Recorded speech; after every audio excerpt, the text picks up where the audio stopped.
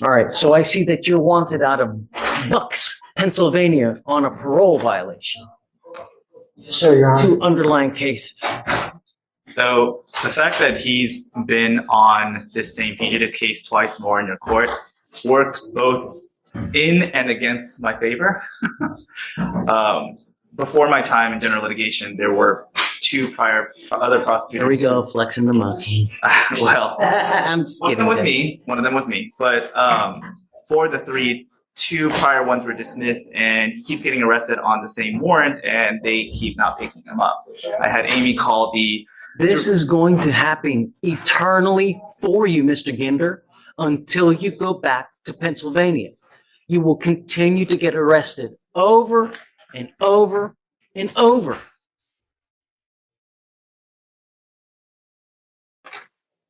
It doesn't require you to say anything. I'm just giving you a heads up that that warrant will be there for the rest of your natural. Here's the brutal legal reality. When charges run concurrently, the sentences hit at the same time. Not stacked, not back-to-back, not doubling your misery. So even though he's facing 2 counts, the total prison time stays locked at 20 years. Still a heavy hammer, but nowhere near the devastation a consecutive sentence would have unleashed. In life until you take care of it. If you're 72, you will still get picked up and sit in jail for...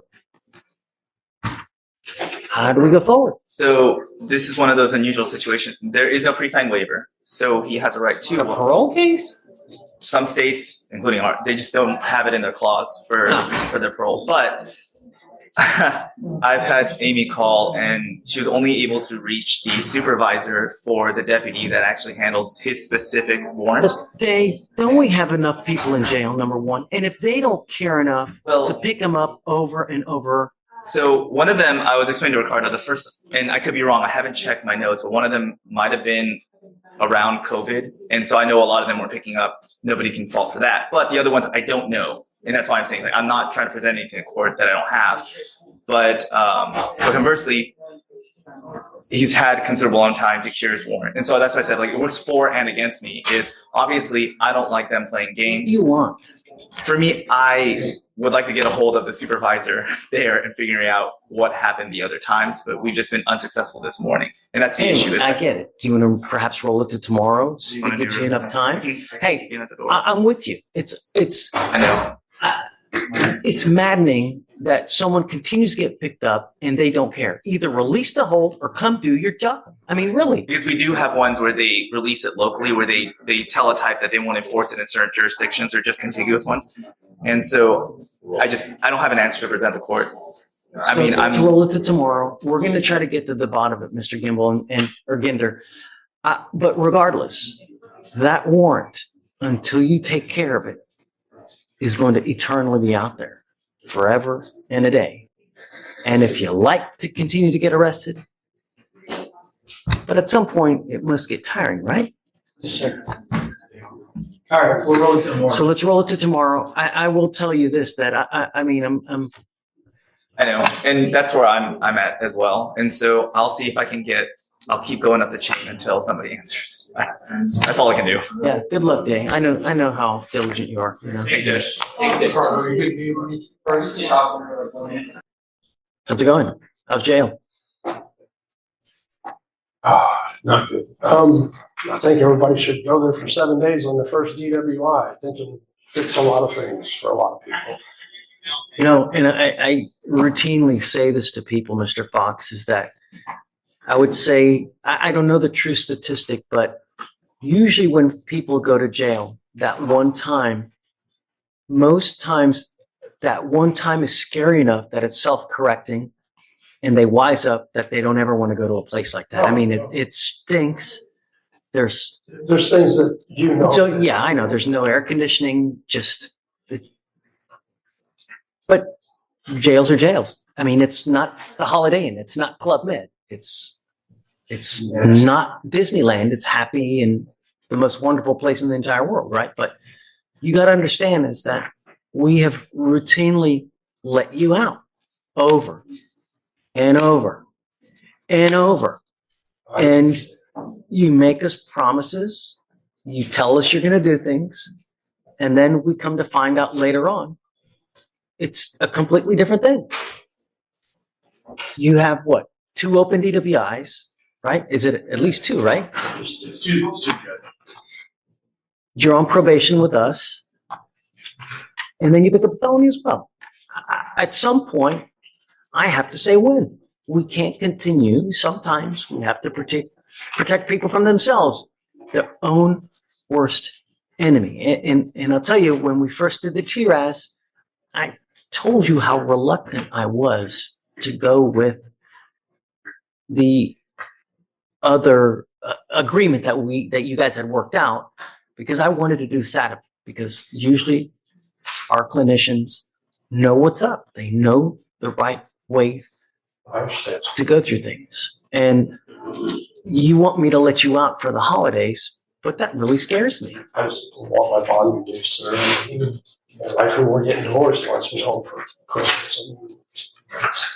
Spending Thanksgiving in there, and yes, you're right. I mean, I call it jail therapy. I don't know what Look, else. let's not talk about the case at all. I don't want to talk about the case, but Okay, yes, sir. I'm bringing you out I just just want my bond reduced, sir, so I can, I mean, like you said, number one, I can't drive. You're gonna have an ankle monitor on me. I can't go anywhere. So but we still ask you to do things and you refuse to abide by bond conditions. Every time you tell me and you make a promise, you know how it goes, right? Fool me once, shame on you. Fool me twice, shame on me. Fool me 3 times, really shame on me. That's where we're at. You tell me things that you're going to do. You tell me that you're going to abide. And when you get out, you still do whatever you want to do. I never spent 28 days in jail, sir, and this is definitely a wake-up call. I don't know any other way to put it. I mean, And you've told me that story before. I've never been in jail before, sir. I've never once been in jail until this time, and I don't need to know how to explain it because I know you probably The don't. good news is this, Mr. Fox, because there is light at the end of the tunnel, that Mr. Sims is working hard to try to resolve these things once and for all, so you don't sit there and linger. The idea is to do the program that we had initially set. The only problem is the case at a county. That's the holdup, I think, at this point. And so what we're going to do is we're going to have Morgan reach out over there. We're going to have James reach out to your lawyer on that case to see if we can come up to a global resolution once and for all. And hopefully we can do that by next week. I don't know, but I'm hoping. I don't know what the other county has in store, what they want, but hopefully we can get on the same page. And if we let them know this is our intent to do SATIP, hopefully we'll see what happens. But So no bond reduction. Okay. I'm sorry, Mr. Fox, but look, I put myself in this way. and quite frankly, you scare me. You know, every day someone dies from a DWI in our county. Every single day.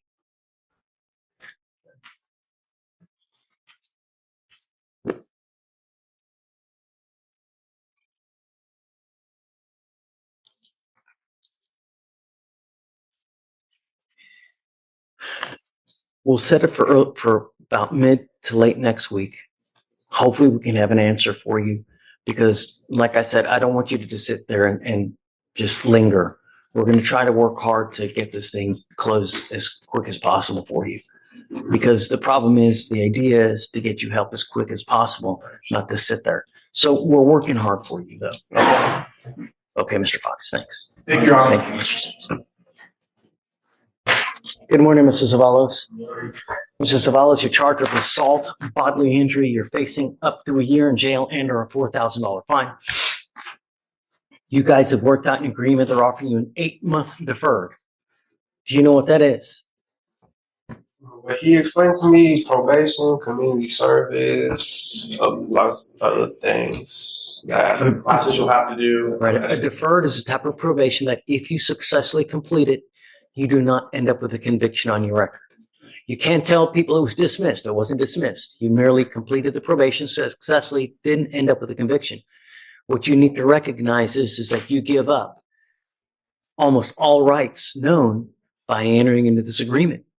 And you let us, and you give us the ability to put you in jail for an entire year if you violate this agreement. You can violate it by picking up a new case. Don't do your classes on time. Don't do your community service on time. If you test positive for drugs or alcohol, you violate this community service. Do you understand? I'll make you a deal, though. If you do well, if you're nice to everybody, get your classes done quick and everything done quick, I'll take you off in half the time. So you could really be done with this in 4 months if you really kick butt. Do you understand? Yes, sir. I'm not going to be understanding, though, if you fail to appear, if you pick up a new case, all bets are off. Do you understand? You're giving up the right to a trial, right to compel witnesses to testify on your behalf, confront and cross-examine your accusers. If you're not a citizen, there are possible immigration consequences. You can be deported, excluded from the country, denied naturalization. You give up the right to appeal. Once you enter into this agreement, you are stuck with it until you complete it successfully or it gets violated. For you to complete this successfully, you must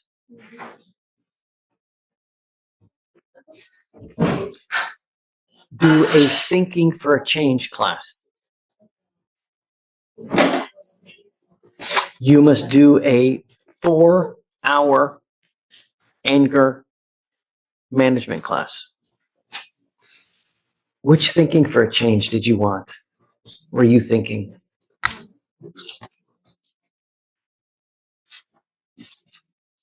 This right here, this is the brutal core of the entire case.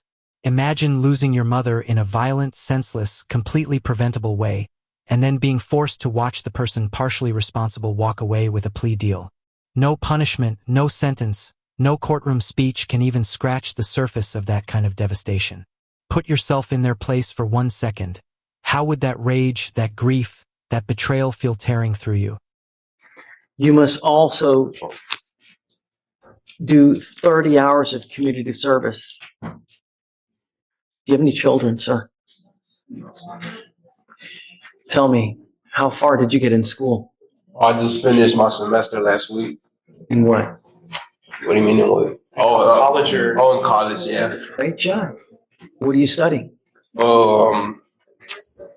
Natural sciences while I'm still in community college, but when I get to the 4 year, I want to study kinesiology.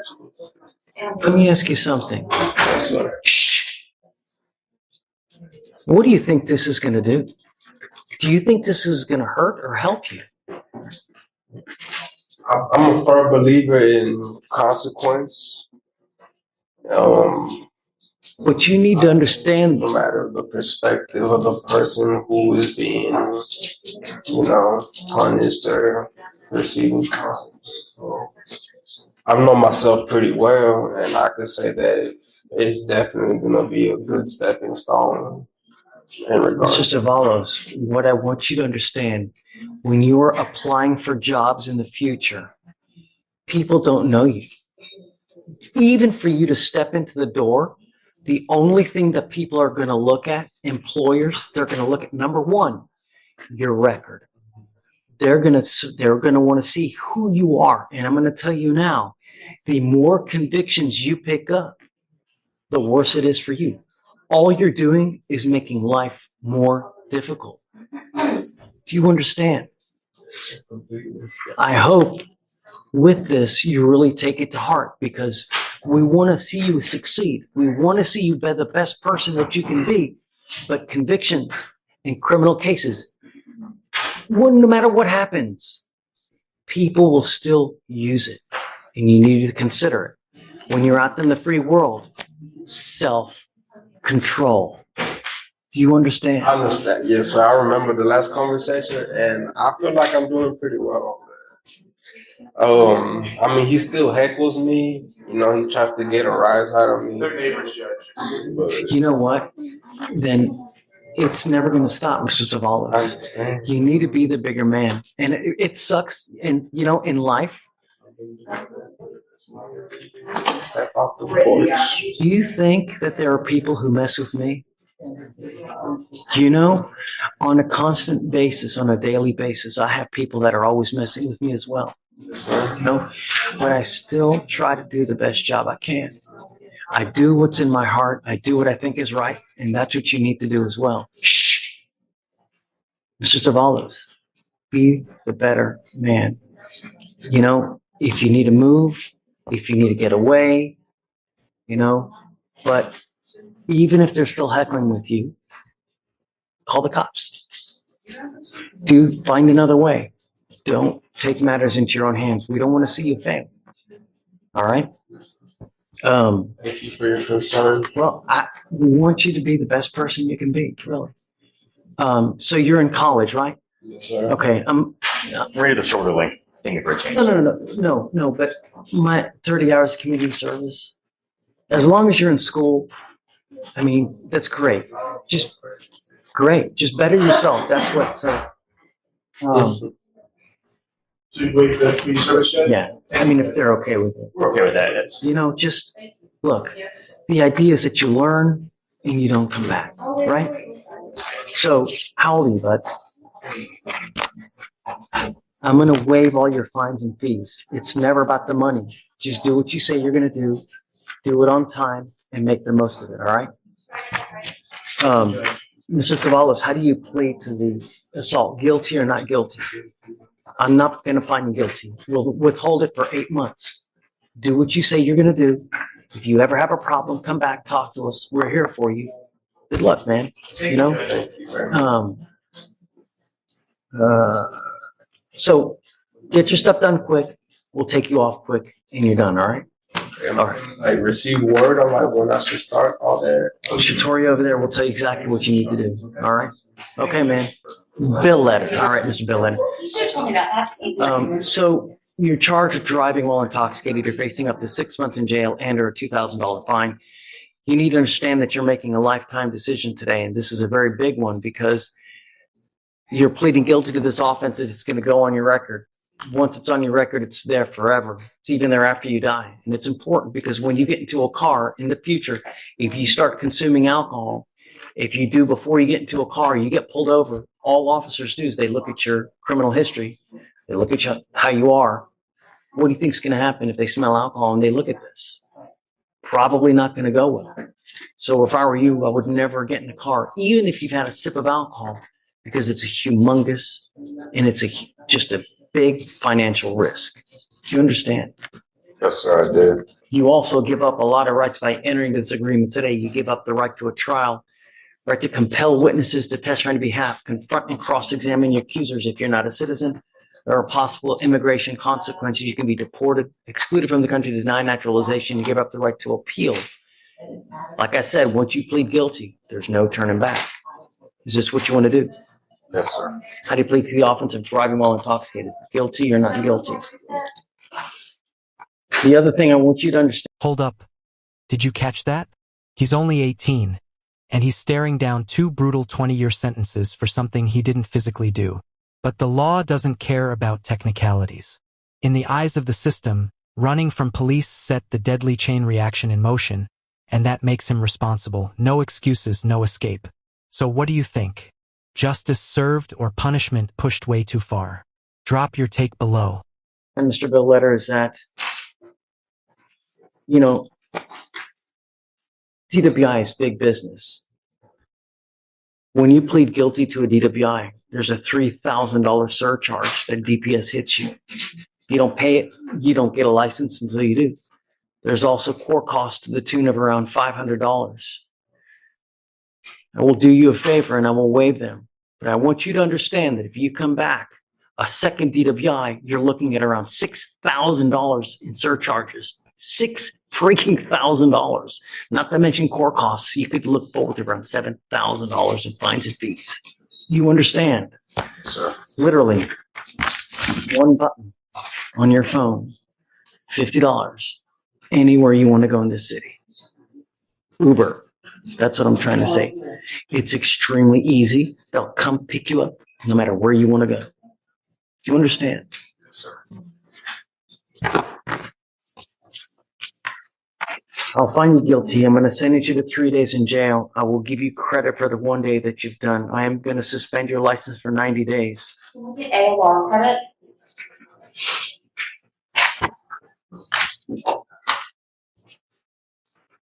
Why? One, do you want to know about personally, or two, he already I'm already obviously. taking off around $3,500 worth of fines and fees. Correct. So he's retired, but he has a lot of medical, issues that he has to go to, and also I believe you said that your siblings also need help driving around, getting around to medical, and groceries and responsibilities such as that. I'm a firm believer that everybody makes mistakes. You're allowed to make a mistake once in a while. But if you continue to make mistakes that endanger the lives of other people, at that point, it's not a mistake and it's a choice. And when you make childish choices, you get treated like a child. And what we do with children here, we put them over our knee and we spank them like a little child. But we do it with a ton of jail time. So get a clue. Just don't get into a car if you've had even a sip of alcohol. Do you understand, Mr. Billletter? Yes, Your Honor. I will acquiesce to you, but that's it. Thank you, Judge. All right. Good luck, sir. And please see the clerk.